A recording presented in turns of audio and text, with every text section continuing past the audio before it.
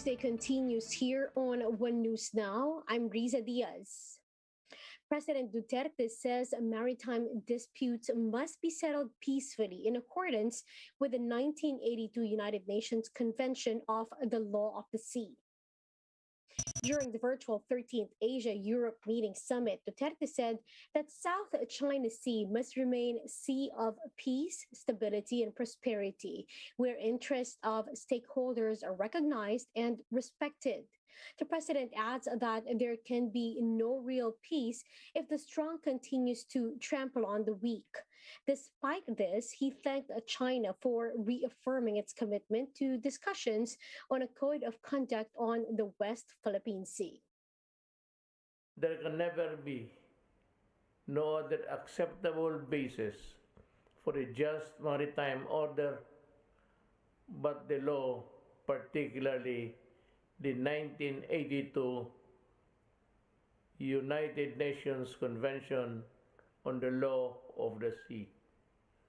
All countries, big and small, must adhere to the rule of law faithfully, consistently. Otherwise, there will be chaos.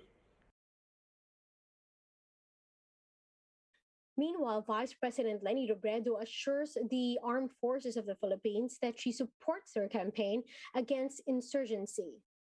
Yesterday, the Vice President was given a security briefing by the AFP Chief of Staff, Lieutenant General Andres Centino, and other AFP heads in Camp Aguinaldo. Robredo previously quoted that she is for the abolition of the NTF-LCAC, clarified that she supports the mandate of the task force, and said that the agency was only cast in a bad light due to, quote, careless statements made by some of its members. Now, she also lauded AFP Chiefs Centeno's track record and thanked the AFP for their support to the projects of the Office of the Vice President, especially during the pandemic. COMELEC will postpone the deliberations on the first petition seeking to cancel the candidacy of presidential aspirant Bongbong Marcos. This is to give way for the poll body to tackle their other motions related to the petitions. Greg Gregorio with a story. Martial law victims and other groups trooped to the Commission on Elections office to show support for the petition seeking to cancel the candidacy of presidential aspirant Bongbong Marcos. The COMELEC 2nd Division conducted a preliminary conference on the plea of Christian Buenafe et al. The groups insist no Marcos should be allowed to return to power in Malacanang. Dahil siya ay nakuha pang kumandidato bilang unang tao na mamumuno na hindi tapat, sinungaling, mandarambong, hindi siya huwaran tao. The group campaign against the return of Marcoses to Malacanang, or KARMA, also has a pending petition before the COMELEC seeking to disqualify Marcos as a candidate. This petition, however, has not been raffled off yet. Both petitions raise the former senator's tax conviction as grounds to block his candidacy. Na-convict siya dun sa tax code of the Philippines. At kung babalikan natin yung batas, malinaw ang nakasaad doon na sino mang ma-convict sa ilalim ng batas na yan ay perpetually hindi na qualified to run to any public office. Kaya yun naman yung pinanggagalingan namin. Bayan Muna Representative Carlos Zarate was also present to show support. Zarate says Marcos's candidacy should be cancelled to leave no room for substitution, which is possible until midday of the elections. Qualify nga si ang anak ng diktador ay posibleng isang anak ng diktador pa ang papalit din sa kanya. COMELEC spokesperson James Jimenez says the petition is still not up for the submission of written memoranda by both parties. This is needed before the case can be submitted for resolution. Merong mga motions na kailangan munang i-resolve bago magtuloy yung kaso. So these pending incidents are the motion for intervention, dalawa, and the the request for face-to-face arguments, oral arguments. We will wait until they are resolved before we give you the period for filing your memoranda. Despite delays, the Commission says it's still possible for the on-bank to decide on the petition before December 15, the target release of the official candidates for the 2022 polls. For News 5, Greg Gregorio, we are One News. We'll be back with more stories after the break. Keep it here on One News.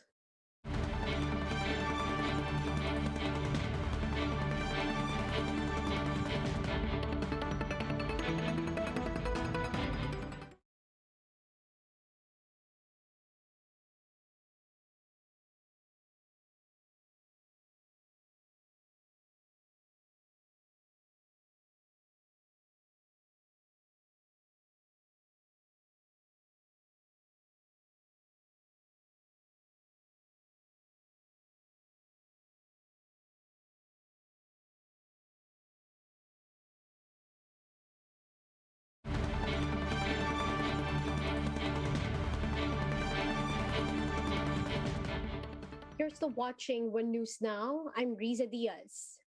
The Philippine Olympic Committee has begun investigating pole vaulter Olympian EJ Obiena's complaint against PATAFA after the body accused him of failing to pay his coach. Among Obiena's charges were alleged harassment, attempt to collude with coaches to fabricate statements, and coercing to solicit a doctor-patient privilege communication. The Ethics Committee, headed by rowing's Patrick Gregorio, will start its probe next week. The Philippine Olympic Committee has also ordered the PATAFA to cease from issuing statements to the media to prevent issue from worsening. Meanwhile, Obiena's long-time mentors come out to clarify the late payments made by the Olympian to his coach, which prompted, of course, the probe of the Philippine Athletics Track and Field Association. One News Gretchen Ho sits down with James Lafferty to discuss the matter. Let's listen in. Jim, first of all, I'd like to ask you about this article that came out today from the Daily Tribune, claiming that EJ hasn't paid Vitaly Petrov since 2018, yet he had liquidation reports that showed he had been paying the Ukrainian coach since 2018. Let's start with some simple facts. One is I have seen now what the work of a forensic auditor has done. There were payments made to Vitaly Petrov in 2019.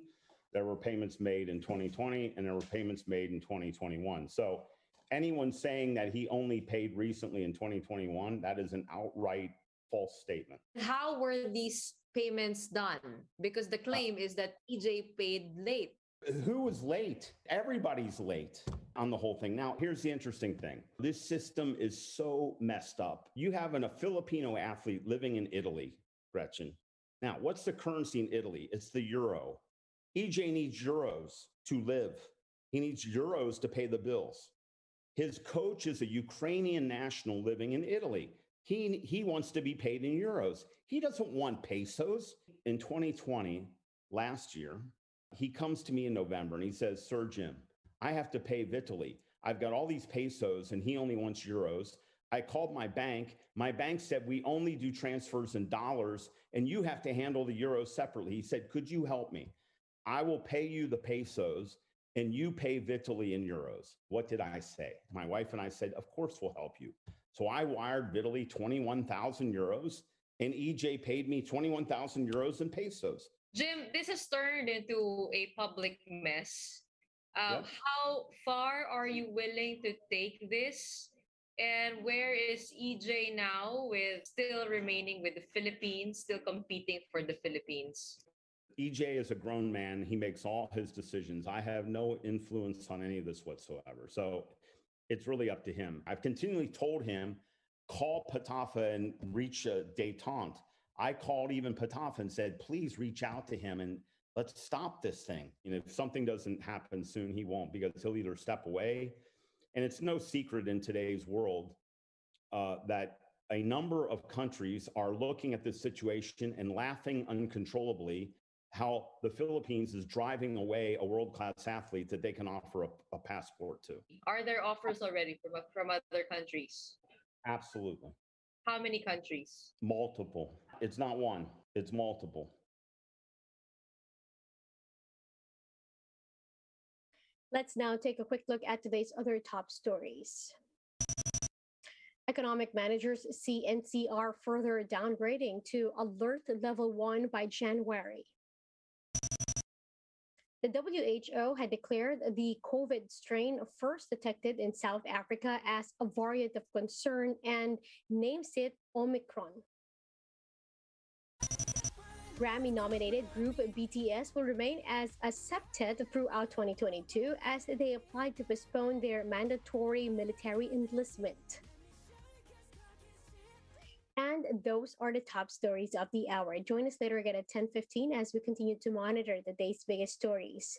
You can also catch One News on Signal Play app.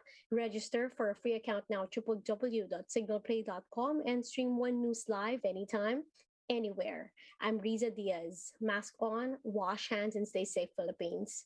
We are One News.